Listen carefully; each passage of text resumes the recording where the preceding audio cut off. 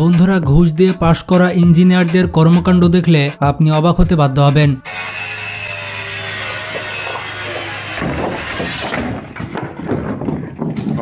তারা হাস্যকর বিল্ডিং তৈরি করার পাশাপাশি এমন কিছু স্থাপনা তৈরি করেছে যেগুলো আসলে কোনো লজিকের মধ্যেই পড়ে না।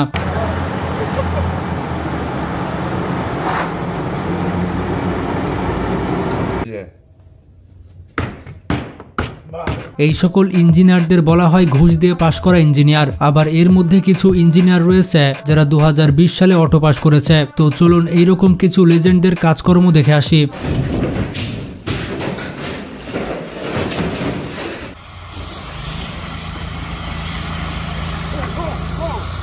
তার আগে চ্যানেলে যারা নতুন তারা এখনই চ্যানেলটি সাবস্ক্রাইব করে ফেলুন। বন্ধুরা, প্রথমে এই অসাধারণ সিঁড়িটি দেখুন। সত্যি এই মিস্ত্রিকে নোবেল পুরস্কার দেওয়া উচিত। আপনারাই এখন বলুন, এই 2-4টি সিঁড়ি বেয়ে মানুষ কোথায় যাবে? সিঁড়ি যেহেতু তৈরি করেছে তাহলে সেটা কমপ্লিট করা উচিত ছিল।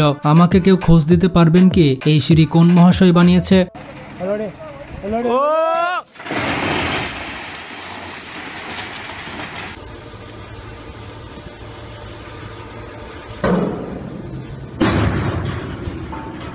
এরপরে আরেকটি সিঁড়ি দেখুন। এই সিঁড়ির কোনো আগাপিছ নেই। নিশ্চয়ই মিস্ত্রি লাল পানি খেয়ে এই সিঁড়ি তৈরি করেছে।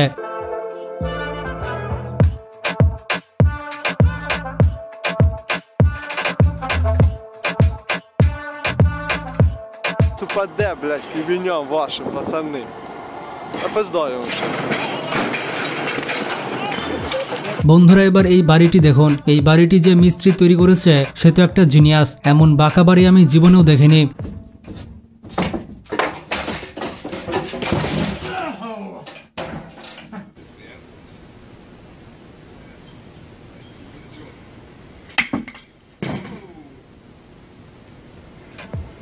বন্ধুরা, একটি বাড়ি তৈরি করতে একজনের সারা জীবনের সঞ্চয় শেষ হয়ে যায়, কিন্তু অনলাইনে মিস্ত্রি অর্ডার করলে এমনভাবে বাড়ি তৈরি করে দিবে।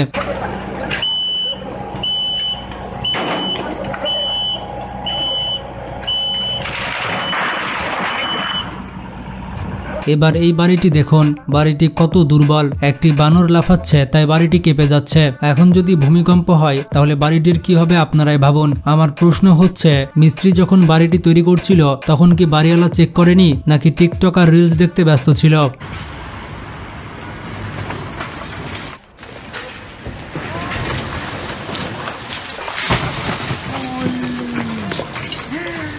বন্ধুরা, এখানে দেখুন, ইঞ্জিনিয়াররা যখন রাস্তা তৈরি করেছিল তখন সাইকেলওয়ালাদের জন্য এই স্পেশাল রাস্তা তৈরি করা হয়েছিল। কিন্তু কথায় আছে, যখন নকল করে পাশ করে তখন গ্রাউন্ডে গিয়ে ভুলভাল কাজ করে ফেলে। এই ইঞ্জিনিয়ার সাইকেলিস্টদের জন্য যে রাস্তা বানিয়েছে সেটা ঠিকই আছে, তবে এর মধ্যে দিয়ে ডিভাইডার এবং রেলিং বসিয়ে দিয়েছে। এখন আপনারাই বলুন, সাইকেলিস্টরা এই রাস্তা দিয়ে কোথায় যাবে? তারা কি উড়ে উড়ে যাবে?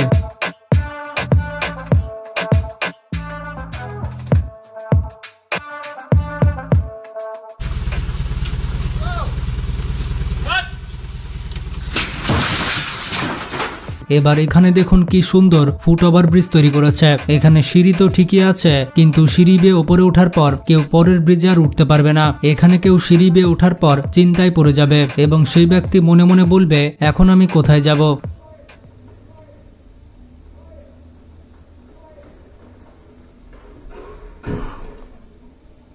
That dropped an inch. Yeah.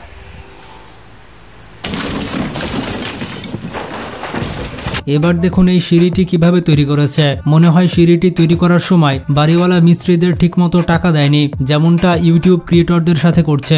এত কম সিপিএম আর আরপিএম দিয়ে কিভাবে হবে? কন্টেন্টের কোয়ালিটি তো এরকম সিঁড়ির মতো হয়ে যাবে। মিস্ত্রিরা এমন সিঁড়ি বানিয়ে দিয়েছে যেটা বাড়িওয়ালা সারা জীবন মনে রাখবে।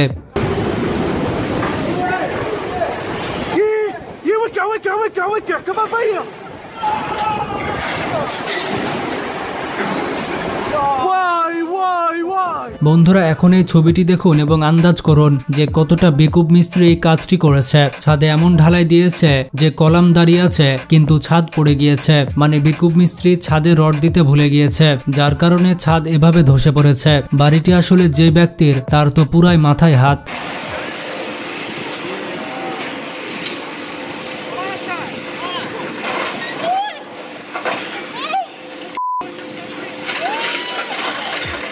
এখানে এই মিস্ত্রি সিলিং ভাঙার চেষ্টা করছে, মনে হয় তাকে ঠিকমতো বেতন দেওয়া হয়নি, যার কারণে বাড়ির মালিকের উপরে রাগ মেটাচ্ছে। আরে কেউ এই মিস্ত্রিকে থামা, নয়তো বাড়িওয়ালার অনেক ক্ষতি হয়ে যাবে।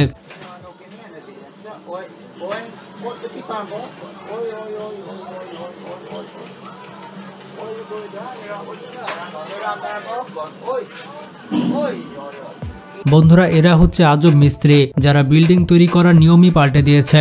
এতগুলো মিস্ত্রি মাত্র একটা কাজ করছে, তারা হয়তো কাজের মধ্যে ফাঁকি মারার চেষ্টা করছে।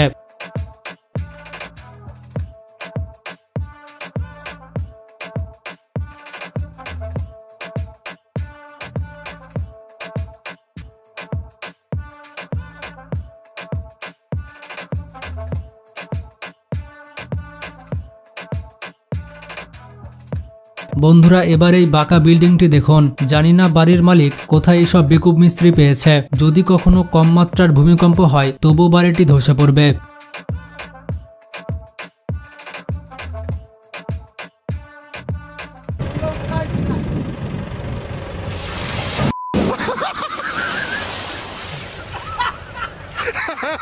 বন্ধুরা সালাম জানাই সে সকল মিস্ত্রিকে যারা এই রাস্তাটি তৈরি করেছে। তাদের কাজের পাশাপাশি কমন সেন্সের ট্রেনিং দেওয়া উচিত, তাহলে হয়তো পরবর্তীতে এই ধরনের সড়ক দেখা যাবে না। আরে ভাই, মিস্ত্রিরা চাইলে এই গাড়িটিকে সরিয়েও কাজ করতে পারত, কিন্তু তারা এতই অলস যে গাড়িটিকে সরায়নি। এই সকল বেকুব মিস্ত্রি কিছু করতে পারুক আর না পারুক, আমাদের হাসাতে তো পেরেছে, এটাই তাদের জন্য অনেক কিছু। এইরকম বেকুব মিস্ত্রিদের জন্য ভিডিওটিতে লাইক দিয়ে দেন এবং শেয়ার করে সবাইকে জানিয়ে দেন।